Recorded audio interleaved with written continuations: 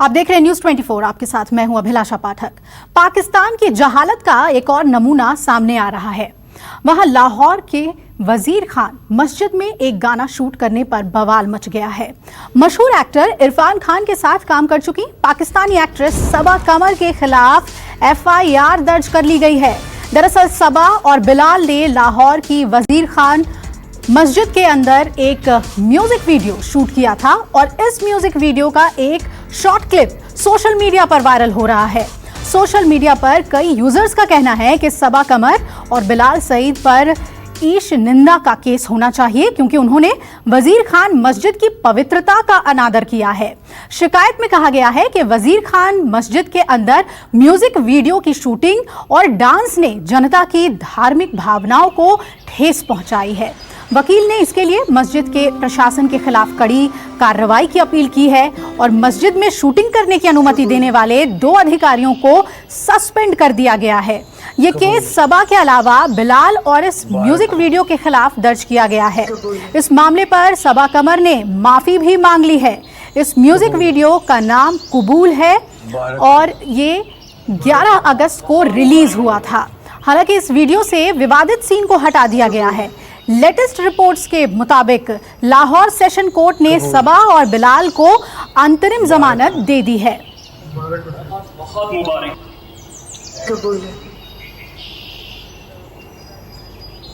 कबूल। जो उन्होंने वीडियो बनाई थी अंदर, जो गाना उन्होंने वगैरह नहीं चलाया था, लेकिन सिर्फ उन्होंने एक वीडियो बनाई थी। निकाह पे वो नहीं थे आए, सिर्फ वो वैसे ही आए थे। तो लोगों ने बात उठा दी कि जी उन्होंने ये गाने लगाए हैं, गाने अंदर चले हैं, ये ऐसे ऐसे हुआ है, लेकिन गाने वगैरह नहीं थे अंदर चले। इस्लामियों को चाहिए कि अल्लाह का घर रखे, अल्लाह का गाड़ी बनाए। इधर ना शूटिंग हो ना इधर ये निकाह बढ़ाया जाए। निकाह तो चलो इस्लाम में है ना, हमारे इस्लाम में जो चीज़ है वो इस्लाम में सबसे ज़्यादा चीज़ तो बेहतरी है कि औरत के लिए पर्दा है। औरत का मस्जिद में और दरबारों पे जाना मना है, लेकिन हमें सिर्फ चाहिए कि इस्लाम के दायरे में रह के हम इस्लाम को चलाएं।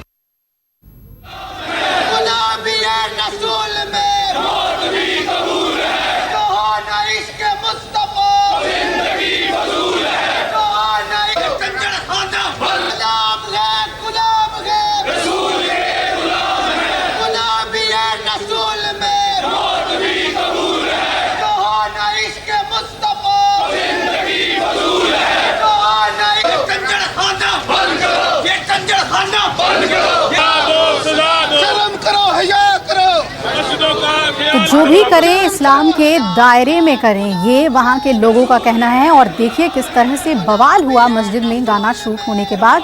ये लोगों के विरोध प्रदर्शन की तस्वीर एक तरफ और दूसरी तरफ आप सबा कमर को देख पा रहे हैं जिनके ऊपर केस दर्ज हुआ। हालांकि सबा कमर को इसमें अंतरिम जमानत मिल गई, उन्होंने माफ़ी मांगी, लेकिन यहाँ पर ये समझ में नहीं आ रहा कि एक गाने के शूट करने पर, जबकि मस्जिद में गाना नहीं बजा था, चश्मदीद ने ये बताया, फिर क्यों इतना बवाल है पाकिस्तान में। आर्ट एंड कल्चर को लेकर क्या पाकिस्तान कट्टर होता जा रहा है? अपनी ही कला की समझ क्या उसके दिमाग में अब रही ही नहीं?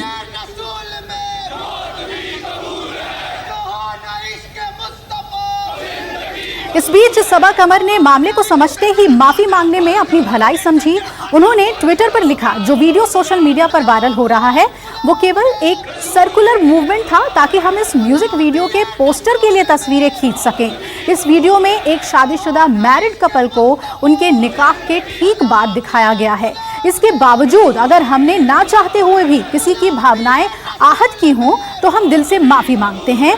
सभी को प्यार और शांति। तो ये कहना है एक्ट्रेस सबा का इस पूरे वीडियो पर बवाल होने के बाद। लेकिन सवाल यही कि क्या पाकिस्तान में मस्जिद में गाना गाना पाप है? और डेप्यूटी एडिटर संजीव त्रिवेदी हमारे साथ जुड़ रहे हैं। संजीव, एक बात समझ में नहीं आती कि पाकिस्तान में एक तरफ ये दावा किया जाता है कि आर्ट एंड कल्चर को लेकर वो बहुत ही गंभीर हैं और उम्दा आर्ट और कल्चर को बढ़ावा देते हैं, और दूसरी तरफ इस तरह के विरोध प्रदर्शन, ये क्या बताता है पाकिस्तान के लोगों के माइंडसेट को लेकर? संजीव त्रिवेदी से हम बात करेंगे, उससे पहले आइए सुनते हैं कि इस वीडियो के आने के बाद लोगों का क्या कहना है। मस्जिद के अंदर जिसके बाहर इस वक्त हम जमा हैं, जो बेहयाई और बेशर्मी की शूटिंग का वाकया पेश आया, हम उसकी मजम्मत करने यहाँ पे जमा हुए हैं। ये मसाजिद जो अल्लाह का घर है और इन मसाजिद के बारे में मेरे और आपके प्यारे आका मोहम्मद मुस्तफ़ा सल्लल्लाहु अलैहि वसल्लम ने फरमाया कि दुनिया के अंदर जितनी मस्जिदें हैं ये बैतुल्लाह की बेटियां हैं और ये अल्लाह की इबादत और उससे लौ लगाने की जगह हैं। और प्यारे आका सल्लल्लाहु अलैहि वसल्लम ने मस्जिद के अंदर ख़वातीन को भी मर्दों के साथ इकट्ठे होने की इजाज़त नहीं दी, बल्कि मस्जिद में जो ख़वातीन इबादत के लिए आएँ तो उनके लिए भी हुक्म है कि वो अलहदा होंगी और मर्द अलहदा होंगे। तो जिस दीन ने इन मसाजिद की इस तरह से तकद्दुस की और फजीलत की हमें तालीम दी है, ये हमारे लिए बड़ी शर्म की बात है। तो गाना वीडियो शूट होने के बाद पाकिस्तान को शर्म आ रही है।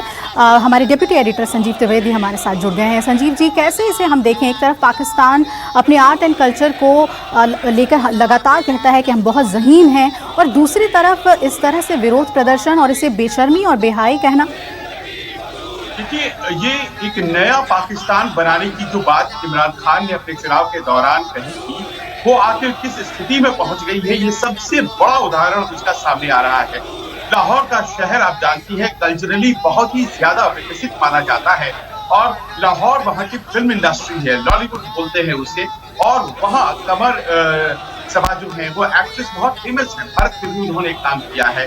इस म्यूजिक वीडियो को बनाने के बाद अगर इसमें कोई कोताही हुई थी तो उसके लिए बाकायदा माफी मांगी गई, लेकिन उसका कोई असर नहीं है, मुद्दा बना दिया गया। पाकिस्तान में ऐसे किसी की और कोई मुद्दा ही नहीं है। तो ताजा जानकारी जो हुई उसके अनुसार मुख्यमंत्री ने ये आदेश दिया है पंजाब पाकिस्तानी पंजाब के कि उस मस्जिद के मैनेजर को निलंबित कर दिया जाए, वो हटा दिया गया है और साथ ही साथ इंक्वायरी भी गठित कर दी गई है। ये तालिबानी रवैया है जिसमें न कोई म्यूजिक इंडस्ट्री का व्यक्ति सामने आ रहा है, सही बात कहने के लिए न ही कोई फिल्म इंडस्ट्री से सामने आ रहा है, और पाकिस्तान के जो पॉलिटिशियंस हैं वो कठमुल्लों के आगे कितने झुके हुए हैं, तो वो किसी पंजाब जो पाकिस्तान का है उसके रवैये के साथ जाहिर हो रहा है। बहुत बहुत शुक्रिया संजीव पूरी जानकारी देने के लिए। तो ये नए पाकिस्तान का रंग आपने देखा हमारी इस खास रिपोर्ट में।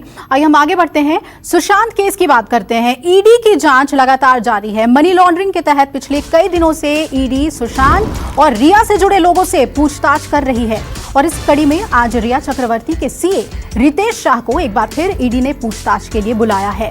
रितेश से रिया चक्रवर्ती के लेन देन, कमाई और खर्चे के बारे में पूछा जाएगा, और इससे पहले रितेश शाह से 3 बार पहले ही पूछताछ हो चुकी है।